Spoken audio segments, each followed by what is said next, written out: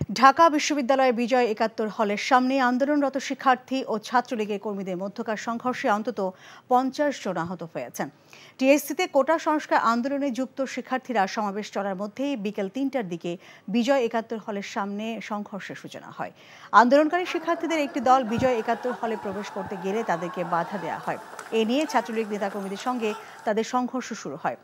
তখন আশপাশের হলগুলোর ছাত্রলীগ নেতাকর্মীরা সংঘর্ষে যোগ দেন। আন্দোলনকারী শিক্ষার্থী ও ছাত্রলীগ নেতাকর্মীরা দুই পাশে অবস্থান নিয়ে কিছুক্ষণ ধাওয়া পাল্টা ধাওয়া এবং ইট পাটকেল নিক্ষেপ চলায়। এর মধ্যে আন্দোলনকারী শিক্ষার্থীরা সহায়তা চায় টিএসসি থেকে একটি দল সেদিকে যাত্রা করেন। মল চত্বরে তাদের বাধা দেন ছাত্রলীগের নেতাকর্মীরা। ধাওয়া পাল্টা ধাওয়া ও ইট পাটকেল নিক্ষেপের এক পর্যায়ে আন্দোলনকারী শিক্ষার্থীরা উপাচার্যের বাসভবনের সামনের জায়গা থেকে পিছু হটে।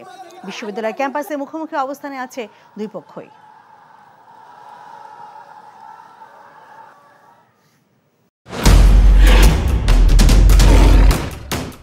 মাসুদ চেয়ারম্যান চাপলে কি জানোস না? এমন মায়ের মারুম কুত্তার মতো খালি সাইড পারবি। তুই যদি আমার বউ আস, তুই হবি রাজরানী আর আমার বউ টুনি বিবি তোর বান্দি। আমার সংসারটা কেন ভাঙতেছ ময়না? নিজের জামাই আটকা রাখতে পারেন না? কেমন বউ আপনি? কেলেঙ্কারির আর কি বাকি আছে? বদনাম তো শৈলেই লাগছে। আপনার প্রথম বউ কি আত্মহত্যা করছিল নাকি আপনি মারছেন?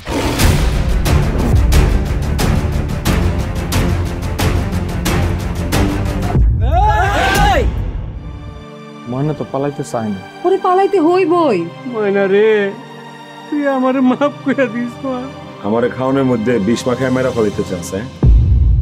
মাইরা একেবারে আম গাছের লগে ঝুলাই দিবেন যেমনি আপনার বড় বড় মাইরা ঝুলাইছিলেন।